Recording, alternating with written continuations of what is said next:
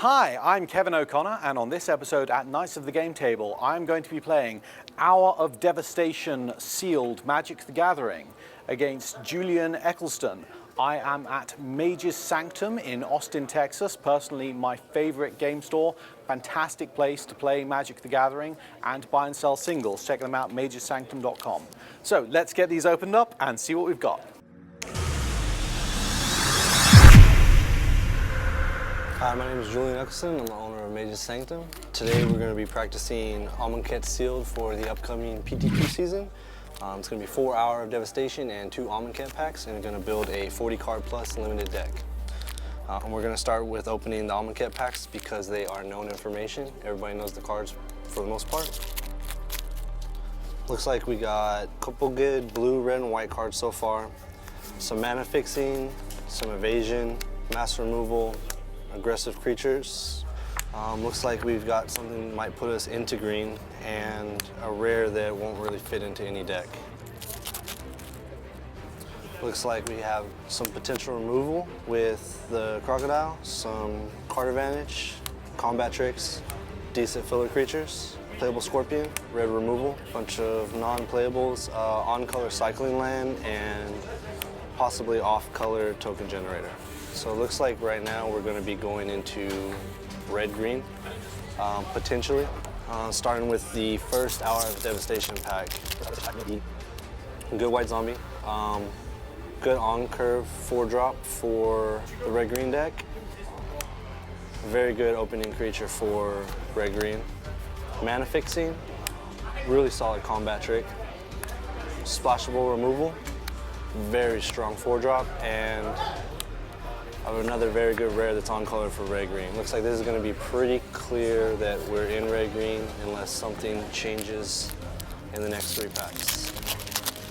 Second Amonkhet pack has some mediocre blue-white cards, curve filler. Looks like a pretty good cycler and in-game for red-green. Looks like we have a very good green combat trick, putting us on green. On-color cycling desert. Looks like some more cards that are not going to be in our colors. Off-color enchantment that really won't do anything for us. So we got some more cards to fill the curve. Looks like we need some 2-drops and maybe some 5-drops, and we'll have a really good curve. Going into the third Amonkhet pack. If we were the blue-black or blue-white cycle deck, we would have very good cards there. Picked up another piece of removal. Good curve filler, because cycle or drop it at 6. Pretty bad green card. If we open up some more deserts, we'll probably be playing every one of these that we open. Value for bringing back the cycle lands, and it's very good because they work off each other, and the on-color cycles let us get card advantage. More than likely, we will be splashing for this god. And we picked up another open fire and an off-color cycle land. So more than likely, red-green, gonna be splashing black to play the god. Going into the last pack of Hour of Devastation. Picked up another piece of removal. It's at 4, so we may not be playing it. Some more blue-white cards. Mana fixing in green. Decent 2-drop.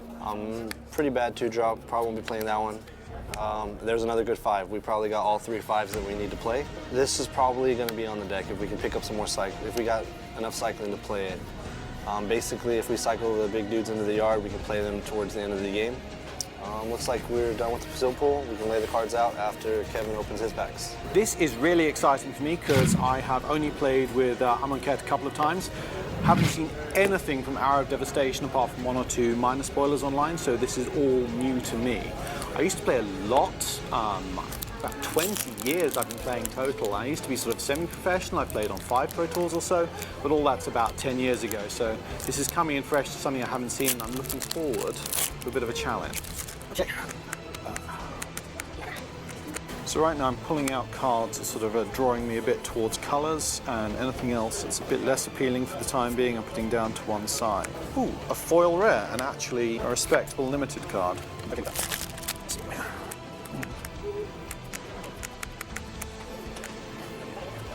Okay, so no particularly strong draw anywhere just yet. Let's move on to Hour of Devastation. I don't know these at all, so I might be a little bit slower. Let's start with the rare, shall we? Hour of Promise. What's this do? Search the library for 2 land cards, put them onto the battlefield, tap, shuffle your library. Even if you control 3 or more deserts, create 2/2/2 black zombie tokens. Okay, that feels like a thing that is not going to be very helpful for limited play, so I'm just going to put that to one side for a minute. Okay, we've got a 4/4 flyer, that's just always pretty good. Some kind of counterspell or impulse, that's okay, it's not very exciting. Attacks and isn't blocked, draw a card, afflict 2. Okay, that seems like it's good if you can like force it to be not blocked somehow. I guess I've got a card that does that, but by itself it seems a little unexciting. Flying monster. Apparently controlling deserts is really good. Removal, always good. Big monster with evasion, that's nice. A desert. Okay, apparently there's going to be deserts. I'm going to see how many I get. Death touch. Not really pulling me, but it's playable. What's up next? Let's get straight to the good stuff. And Chaos Maw. Whoa. Okay, this seems really good. 7 mana, which is really expensive. It's about as much as you want to pay for any limited card in most formats. But when it comes into play, it nukes everything else for 3. That's really powerful. That's board wipe and a nice big monster. So that's definitely making me feel like I might want to be red. Like I said, it's 7 mana, so all by itself, it's not like you must play this, but it's good. Oh, what's this? Seems to be some graveyard hoser that's not particularly relevant, I think. Good monster. Another desert. Another big red evasion monster. I'm definitely feeling sort of pulled towards red now. Flying. Removal. Some passable monsters. Again, straight in at the rare. This is a rare desert. Exiles my own creatures and then returns exiled creatures. Okay, so this is like a remake of a bunch of older cards like Cold Storage in Tempest, showing my age here, and some other cards which were probably more successful than that because I hardly saw any play. But this is nice if you can afford to run it. It can save your creatures from removal, effectively counter your opponent's combat tricks, and bring your guys back later. So I am okay with that. Got some split cards here. Make a creature bigger, tell up to 2 creatures your opponents control. This feels like maybe an okay finisher, I don't really know, I'll have more of a look at it later. Passable monster, not overly exciting. Consigned to Oblivion. Bounce non-land permanent, make them discard 2 cards. Perfectly playable. Again, not hugely exciting. For 1/1 that can back as a 4/4 later, that seems basically playable, but again, not hugely exciting. Menace and potentially more damage, I mean, that's nice. Form of evasion is always good. An okay monster, another desert. So, it seems like there's a desert in every pack so far. I don't know if that's guaranteed in this set. I don't know, I'm okay with it. I like coloured deserts. There's been a lot of colourless deserts so far, and they're not especially exciting or helpful. I'm actually feeling like I could almost play a desert-related card. I've got so many of them. Yep, here's another desert. Look at that. A white desert. And that's quite a nice power. Okay, oh, this is an uncommon. It says uncommon deserts, rare deserts, and common deserts. Probably a couple of cycles. Okay, 3 of the red deserts, so definitely feeling like that could be a thing. And then, where's the rare here? Diru is with eyes open. Vigilance, search for a planeswalker card, reveals it, puts into your hand, and prevent damage to planeswalkers. Okay, so that would be hugely powerful if I had any planeswalkers, which I don't. So it's now consigned to the not very exciting pile. I do have a Manticore, seems not hugely exciting, but perfectly playable. I mean, I guess there's nothing wrong with that. It's definitely gonna hurt my opponent. Wow. Another of those red menace monsters. Okay, so of the cards that have jumped out at me as I've opened them, there's a big stack of red ones, including this board wipe rare and a whole bunch of monsters with menace, which are quite difficult to block. Also, these 3, 4, wow, I've got 4 of these Grand Titans, wow. And these all survive this thing going off, as does this Manticore. So I'm feeling a definite pull into red, although I don't actually have any ways to kill creatures in red, which is not great. My only white removal was a bit lackluster. I've got like 2 cards that deal damage to attackers and blockers, but that's quite situational. Meanwhile in black, I've got this, which is a solid removal spell, this, which is a solid removal spell, this, which is a solid removal spell, this thing, which is really powerful with a lot of cyclers, and I've got 3 of these cycling desert lands, which I feel I might play and try and fit some more cyclers in and take advantage of this. So I'm kind of feeling black-red, and I'm feeling pretty good about this. Let's see what it turns into.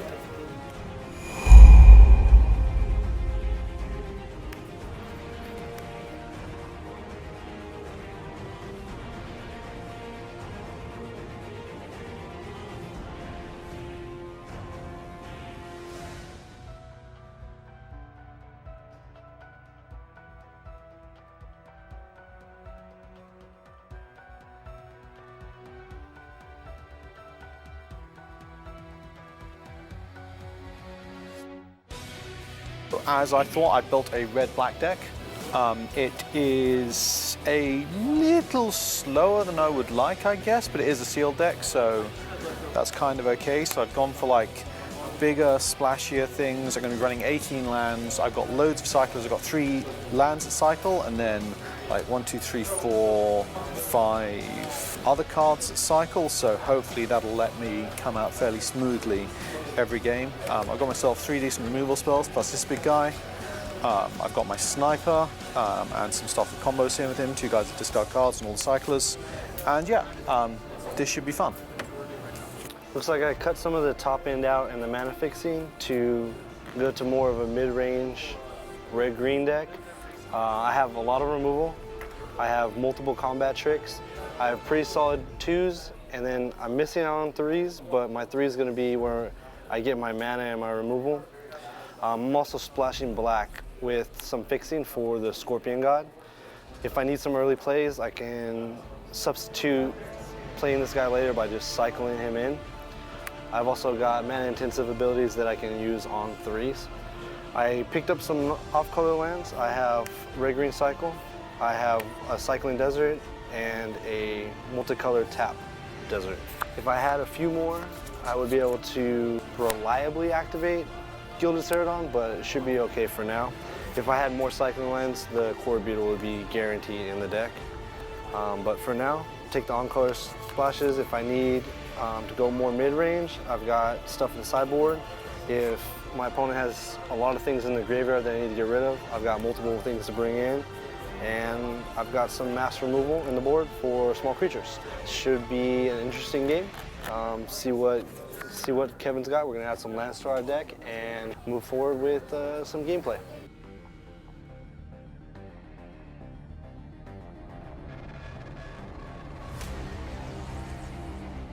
So it looks like I have 16 green mana symbols and I have 14 red, including the god. So I'm probably gonna go around 6 mountains, 1 thicket, and then the off-color splash on that. I'm gonna play a single swamp that's fetchable with my mana fixing and complete out the 17 with some basic forests. Okay, meanwhile, I am heavier black and also all my early drops are black. So I am giving this a slight slant towards that direction. I'm running 1, 2, 3, 4, 5, 6, 7 swamps, 9 swamps, or 7 sound a bit low.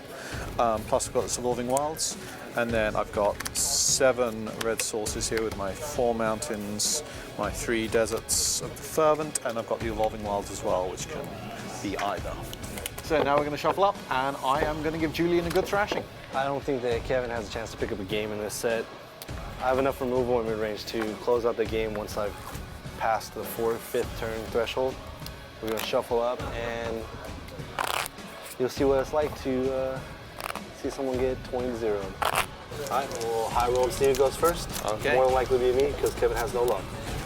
9, beat the average of 7. Oh, looks like Kevin lost, just like this game. We shall see. Will you be playing or drawing first? I will choose to play. Okay. Good luck, Kevin. Have fun. You too.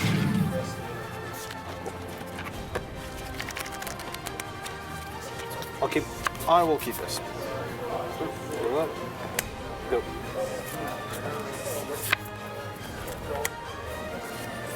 Ruthless sniper. Cast Tormenting Voice, discarding a mountain. Okay. Gotcha. It's your turn.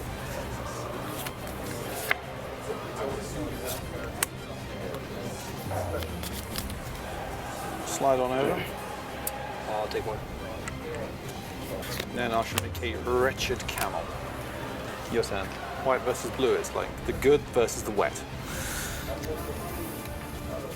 Play land. Cast that. Put a counter on it. Uh-huh.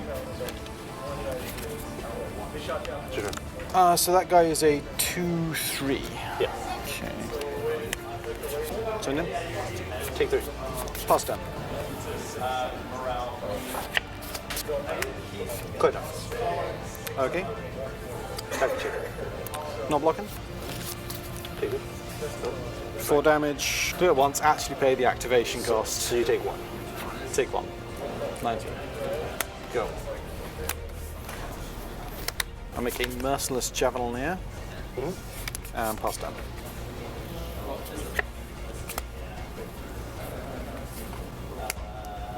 Cards in hand. 4. Clear dice. Attack with that. No blocks. Take 4. On 15. Second main phase. Ember Horn mode. Go. Okay.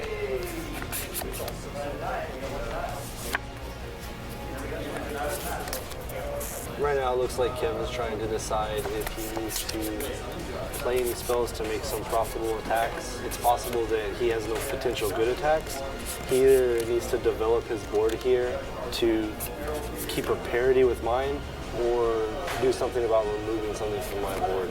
Because currently, my board position is a little bit stronger than his, but he has cards in play that will bring it closer in parity. So, unfortunately, lots of Julian's creatures are quite fat, which makes my little sniper tricks not as good as I would like them to be. I'm going to cycle this guy, and then I'll pay 1 to put a counter on this guy. And pass down.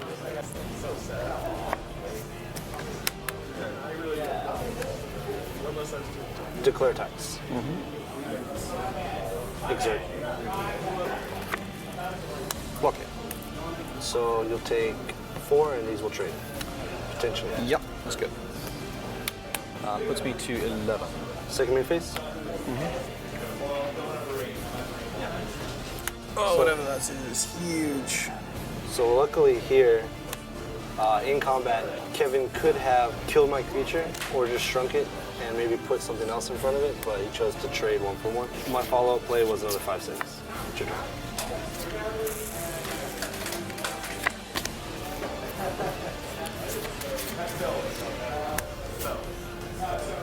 So I'm going to make this here 5/4. Not quite as large. Your turn. So we're really seeing the American obesity epidemic in effect with Julian's creatures here. They are in fact large. They are all really big, which is Not the only thing that's big in America. I mean, there's so many things I could say in response to that.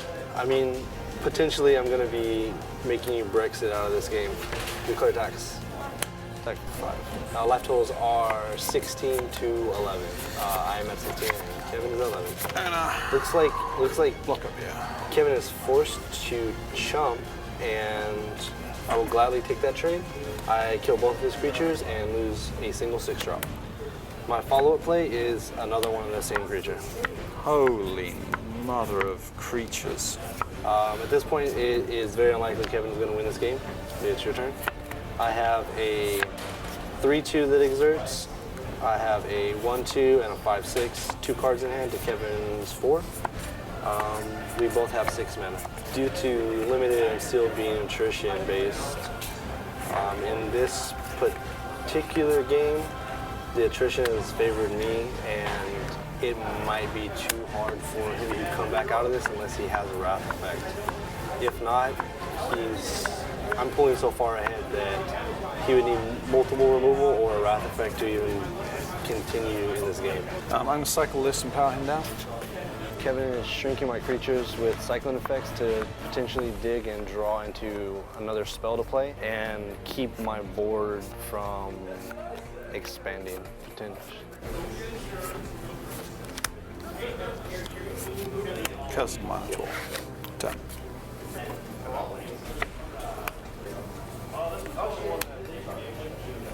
Cycle beneath the sense. Declare attacks. Exert. Currently this attack isn't lethal, but he does need to block to survive. Oh god, that thing got trampled as well. Yeesh. It's not particularly helpful. Has this got menace? Yeah. He either has to take 8 or put 2 of his guys in front of the Emberhorn, which doesn't untap them in the next turn. So more than likely he's just going to take the 8 damage and see if he can put enough things in front of the Hippo to not die next turn. Because his strongest line of play is to keep the Sniper alive and keep shrinking the Hippo.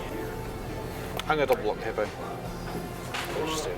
Soak up 4. And he takes 4 here. Oh yeah, 4. Yeah. Puts me to 6. Second main phase. Play 2 more dudes. Okay. Firebrand Archer and Rona Stalwart. Go. Okay. So Julian has done exactly what I was hoping he would do, which is play out a couple of small creatures. Because my next play is to drop this bloody great big thing onto the battlefield 3 damage everything. and wipe out everything except this Hippo, which is unfortunately too big for such shenanigans. Still not a fantastic position, but I've definitely stabilized. Okay. And I was about speaking before, he needed a wrath effect to stabilize. But it shouldn't matter because I have that. Followed up with Frilled Sandwalla. Pass the turn. I played one of the new Grixis gods that Nicobolus uses to kill all the other gods. And probably Kevin. I mean, your options Not are as good at this. Your options are kill that guy or... Oh yeah, just go home. I'm going to make this Gilded Ceradon. He is really good. And pass the turn. I'm not fancying my chances against the Scorpion God. I have Dwayne Johnson in play, the Scorpion God, 0 cards in hand. I'm going to go into combat. Okay. So this is just a complete nightmare. This thing has to block here. This thing blocks here. So what I'm going to do is I'm going to activate the Scorpion God, put a -1/-1 counter on his Gilded. Then I'm going to pay 2, and I'm going to pump my Sandwalla. Sure. So these are going to trade, these are going to trade, and he takes 4 damage. Yeah. Pass the turn, begin of instep. When it dies, it returns from my graveyard, goes back to my hand. Extremely hard to kill and limited, and I don't believe Kevin's going to be able to get out of this game. Yeah, I should have saved my Chaos more with my Endless Sands, but I've basically given up. Kevin is dead to this card. Yeah, I'm just going to pack up my cards now. It's all over. That game was pretty much decided on no early pressure from him and my long game being better than his long game, because those colors don't represent a lot of in-game threats that aren't at rare. Okay, so we're making a couple of changes, having been obliterated by the Scorpion God. My initial thought was, well, maybe I could go blue and have like some bounce and counter spells and flying creatures to try and, you know, fly over the big fat ground creatures and not get endgame by the Scorpion God. Unfortunately, I don't have the cards to do that. I've got literally like a good bounce spell, a good fly, and a good counter spell, and it's not going to happen. So instead, I'm taking out a couple of my 6-drops. I'm putting in Death Touch 1/1 guy that removes things from graveyards. Putting in, where'd that other card go? Oh yeah, the Manticore Eternal. And we're trying out this Rondos Monument, which Julian thinks is very good. And given I've got about 18 creatures, it's probably at least decent. So let's see what's gonna happen now. It was very odd that my opponent was not playing one of the best uncommons in the set, but I believe he's corrected that. And he didn't just lose to the God, he lost to every other card in my deck. The God was one of the last cards I played. He cast his own rare, and it was not quite good enough.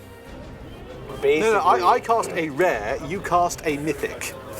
So if we're going to talk about this, he cast a Ford Mustang, and I cast a Corvette.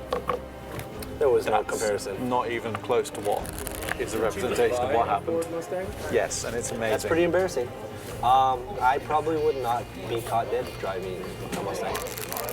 Or a PT Cruiser, which they're about the same car. Sorry, what? I see your mouth moving, but all I'm hearing is... Sorry. We'll dub Nonsense. over my American English so he'll understand. American what, sorry? American English. American? English. What country did that language come from? Slovenia. Really? Yeah. Got a touch of Croatian in it too. I don't want to know what you've been doing with your Croatian employees. We are going to be making this a Shiza video. Google it. Right, I should be playing first. I figured that one out. I will keep. I will keep. Have a solid curve and all my colors. Good. Do that for turn and cast that. It's your turn. Turn. Anyway, clear attacks. Attack for 1. Not blocking. No effects.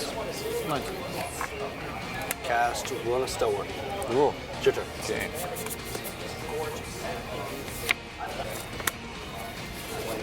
Make a Merciless Eternal. Turn.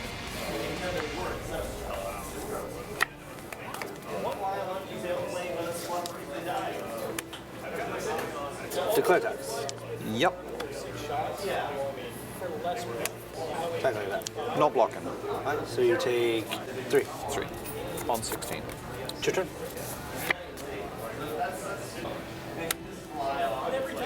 I'll attack with this thing. Sure. Thanks. 2 to you. Yep. Cursed Minotaur. Yep. And turn. Open fire on your Curse Minotaur. Yep. Clear attacks. Attack for 3. Take 3. Second main phase. This. Play a land. And tap 3. Beneath the Sands. Okay. Surprise. Go.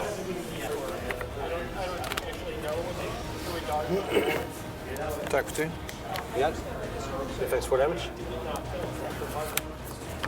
Ronas Monument. That's a good card. Your turn.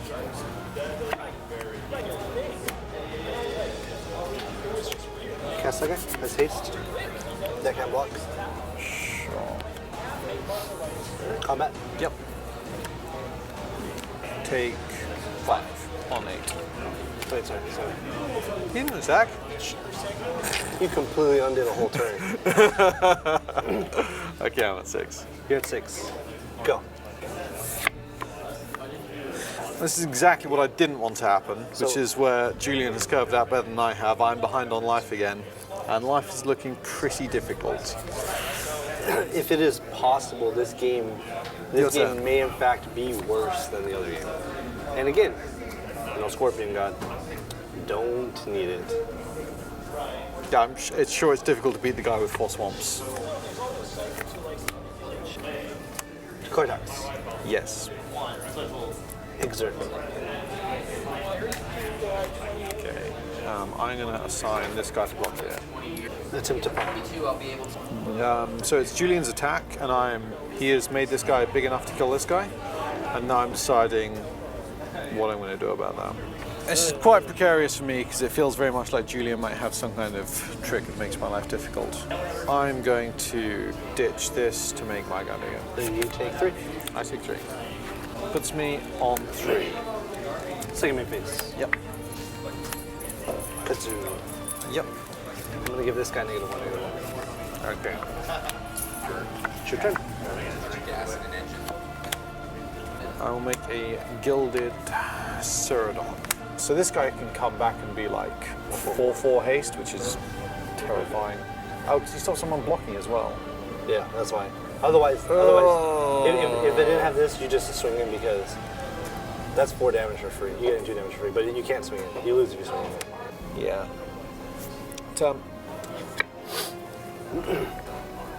Red. Yep. Target that. Sure. Cortex. Yep. Yep. So I just got a creature for free because Kevin couldn't take the damage because it would put him to dead. Yep. It's your turn.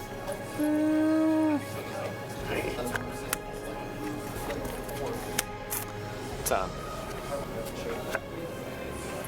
Here we are just going to put everybody in because everybody's lethal. Yep. I'm just dead. Each creature is lethal damage. I've got 1 blocker he's got and 1 one removal blocker. spell. And I've got a removal spell too. Good games, Kevin? Good games. Oh my god. It was just way too fast out the gate every time. That was the Brexit 2017. Get yourself.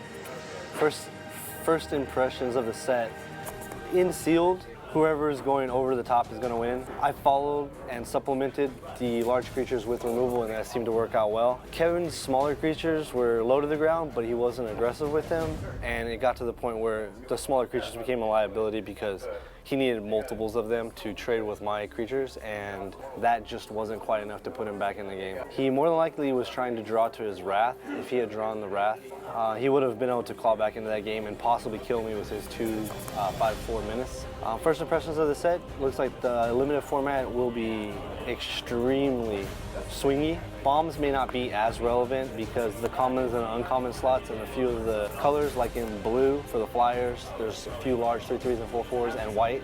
And then green and black have larger creatures. Red's is really the only one that doesn't have a lot of finishers, but the ones that it does have are at common. The 5/4 menace that cycles, the 6/5, 6-drop that cycles. Hour of Devastation adds a lot to the limited for Amonkhet Seal, and look forward to seeing you playing at one of our events. We have a Pro Tour qualifier this Saturday on the 15th. So I felt like Julian curved out better throughout those games, and his creature quality was a little bit higher, being green-red. I guess that would make sense over green-black. I felt that I didn't really draw my removal spells at all throughout any of those games, which impacted, like I got held up by his 1/3 with some 2/1s on the board for absolutely forever, and then lost by like 1 combat in the last game at least. All my sniper tricks in the first game were just a bit too slow when he was rolling out quality mid-range creatures constantly. I would say a combination of bad luck and his deck being a bit better in the matchup, and maybe I could have done something a bit better with my sniper and that Minotaur guy that discards cards, the Merciless Javelier. Between the two of those, maybe I could have engineered something else, but I was worried I was just running out of life points so quickly in that game I wasn't going to have time to capitalize. Good games though. It was fun, enjoyable. I like the set. Feels like tempo is very important, kind of like Julian was saying. Whoever gets the early advantage in combat and then can keep pushing that. It feels like that kind of thing is hard to come back from, especially with so many menace creatures and a lot of things that exert to push through with an extra combat. It feels like getting in early is important, and bombs might not be as relevant as games pan out. Overall, I enjoyed the set. It was good fun. Thank you for joining us at Nights at the Game Table. I've been Kevin, enduring an hour of devastation at Mage's Sanctum, Austin, Texas. If you go down to the comments below and comment and share this video, you can win a box of the new Magic the Gathering set, Hour of Devastation. We will be announcing the winner next Friday the 21st. Get down to the comments, comment and share, and you'll be in to win. Thank you for joining us. It's Nights at the Game Table.